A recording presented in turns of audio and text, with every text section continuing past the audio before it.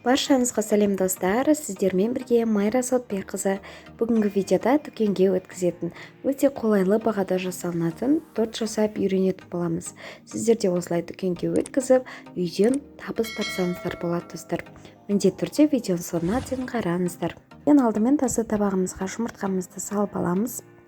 Барлығы өте қолайлы бағада жасалынған, яғни мөлшері өте аздау. Дүкенге өткізетін кезде әрине арзан торт өткізу керек қой. Сол себепті өте қолайлы. Үстіне құм шекерін салып, жақсылап миксерлейтін боламыз. Аппақ көбік болғанша жақсылап миксерлейміз. Сол кезде біздің тортымыз, бисквитіміз күшті көтерілетін болады. Мінекей осылай барлығын миксерлеп аламыз. Осындай аппақ көбік болған кезде ақырын миксерімізді тоқтатамыз. Үстіне еріп тұрған сары майымызды ақырын араластырып, венчиктің көмегімен ақырындап араластырамыз. Үстіне разрыхителді ұнымызға салып, жақсылап араластырып, осы біздің қоспамызға ақырын қасықтап сала отырып, ақырын венчикпен араластырамыз. Біздің осы көтерілгеніміз түсіп кетпеу керек, сол себепті осылай венчикпен араластырған дұрыс. Неге жақсылап араластырамыз. Енді табамыздың астын жақсылап майлаймыз.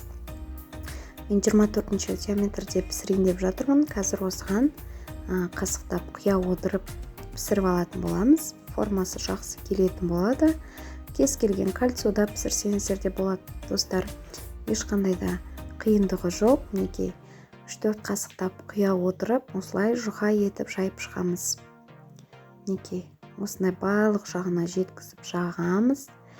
Теп-тегіс болғанша тегістейтін боламыз. Ешқандай да түзулейтін бізге шпатель ештеңенің қажеті жоқ. Тек қана қасықпен осылай түзулеп, неге корждар сондай керемет болып шыққан. Осындай теп-тегіс корж болып шығады.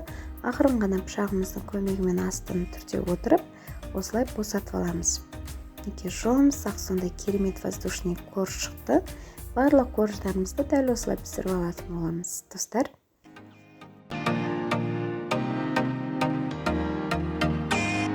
Екінші тестаны пісіретін кезде осылай пышағымыздың ұшымен ғана астын қырып жеріп, қайтадан майымызды жағып, осылай тағы да тегістеп салып, барлық корждарымызды осылай пісіріп алатын боламыз достар.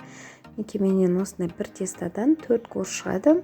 Яғни бір тортқа осы біздің 4 коржымыз жететін болады. Енді корждарымыздың жанын осылай кольцомен ақырын кесіп алып тастаймыз. Барлығын бір тегіс етіп, неге аз-аз ғана шығады жан жағынан. Сол себепті кольцомызды тегіс болу үшін жан жағы кольцоның көмегі қажет болады достар.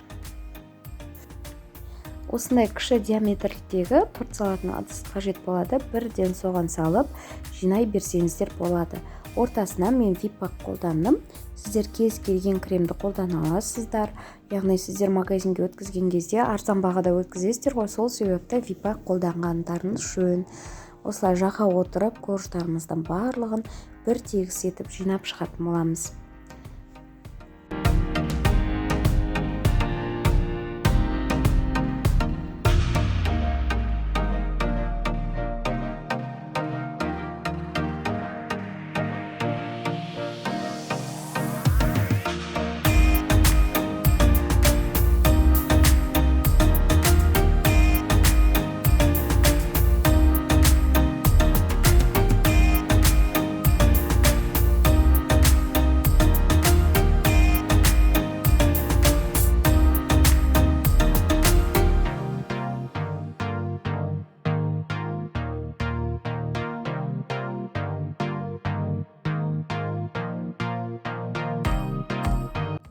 Мінекей осылай енді шпательдің көмегімен жан жағын осылай түзулейміз. Ешқандай да бізге қаптау жасаудың қажеті жоқ. Осылай кремнің өзімен ғана сыртын теп-тегіс етіп шығамыз.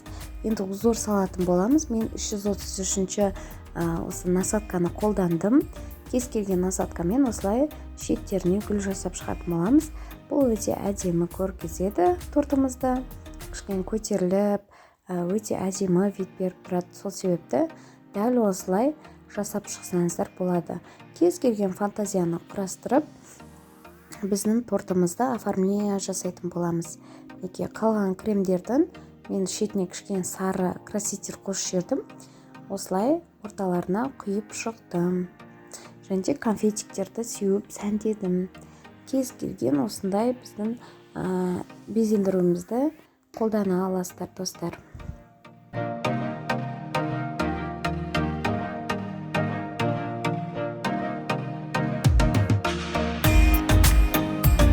Конфетикті алып, осылай жан-жағына сеуіп шықсаңыздар, бұл да өте әдемі көрік береді.